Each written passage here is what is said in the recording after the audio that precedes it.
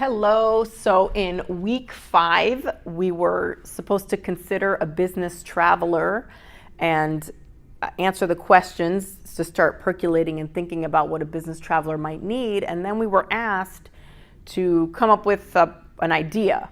Now I've gotten a few different answers for week 5.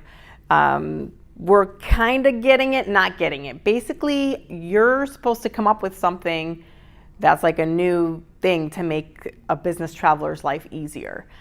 What I was going to come up with, I'm trying to tie it into week 5 and what you need to know and my experience.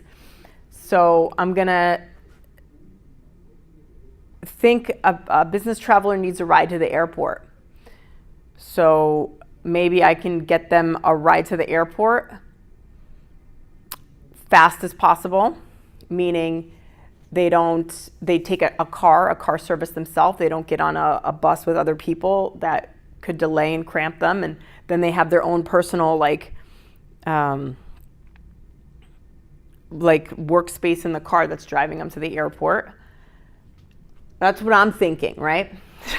Only because I've already done this. So that's why I'm giving you this example.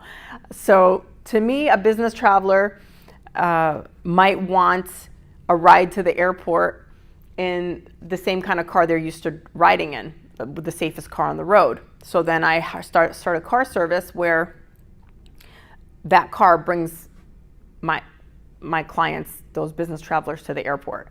It's zero emissions, so it doesn't pollute the air. It's an all-electric car.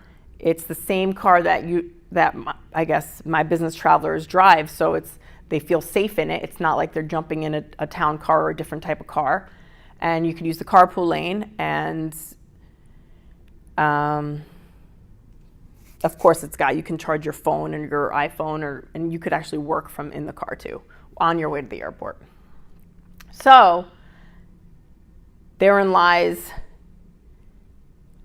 So now I'm helping business travelers get to the airport in a safe car and private, right? So they have their own privacy and it's a safe car and they're going to the airport. You guys need to know this: pricing. When it comes to determining the price of a product or service, you got to think of the cost to manufacture or produce the service, markups, margins, and competition. So this is where we're thinking about the business traveler. We have the car service. How much do the cars cost me up front? How much does it cost me to pay the driver? How much do I pay the driver? How much am I going to pay for maintenance on the cars? How much am I going to pay to charge the cars for electricity? Gas prices affect this market differently. Electric does have a little bit of an advantage. So where not a lot of markups need to be made and competition, there's profit to be gained because we're not spending as much on oil changes, maintenance, and gas. So that's where we can offer the luxury car to ride to the airport. It's private. You're in your own car and you're in the safest car and you're on the way to the airport. And competition, so here, this is a lot of overhead because the luxury sedans are pretty pricey. And then you want professional drivers and you want to pay them 15, 20, 25 bucks an hour, whatever, 15 plus tips. It depends, right? And then we can't really have the markups or margins, like we can't have the same markups or margins as taxis and limos do because it's a different world right now. All that bureaucracy is kind of like, there's things like Uber and Lyft. So basically this has blown away.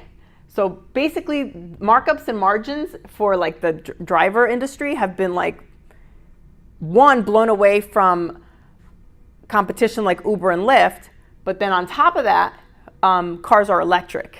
So it changes some numbers. So for competition, so I'll have my electric cars. I'm not going to mark them up. I actually offer 20% cheaper than Uber, but it's a 3-hour minimum. So you can't take one of my cars out. So if you are going to go to the airport, you're going to buy the package of getting dropped off at the airport and back. Because it's like just if you're going from Orange County to LAX or San Diego. So you're gonna get that 3-hour minimum. So we settled on a price of, and I'm giving you an example of how I work with one of my investors. We're at $50 an hour for a 3-hour minimum for electric cars. And we're catering to a market of also like people who are business travelers who also just want to ride around with their real estate agent and not take 2 cars. Like basically you go in an electric car, and it's safe, and you're not trying to coordinate with your real estate agent to go look around all these properties. You just do the tour in the electric car, and it's a nice car. So we think about the cost, the markups, and the competition. And like I said, I already spoke about that. Even though we are doing 20% less than Uber, there is the minimum because we're also driving we have way nicer cars than Uber and Lyft.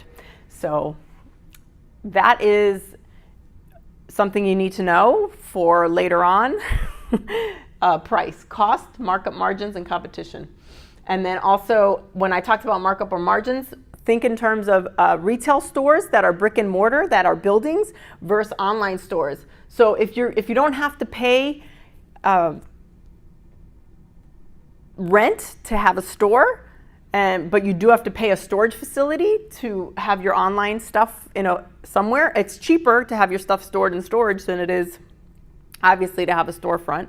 So those are all things to think about when you're setting your price for your product, your service. Even when it comes to consulting businesses and you're going to consult, you have to set your price for yourself. How much is it costing you to update if you're updating your own website? How much is it costing you to update your website? How much are you paying for your website? What other features or add-ons do you have on your website? Do you need an extra phone number? All those things you got to kind of think about and kind of plan for. And you sometimes don't know what they are. You have a plan, but as you get into it, things change. Like something might cost more or less than you had planned. So that's why you evaluate again. And we talked about that in the weeks prior. Okay, so this will be the price video in week 5, and I'll do the next video. And you guys got to watch these.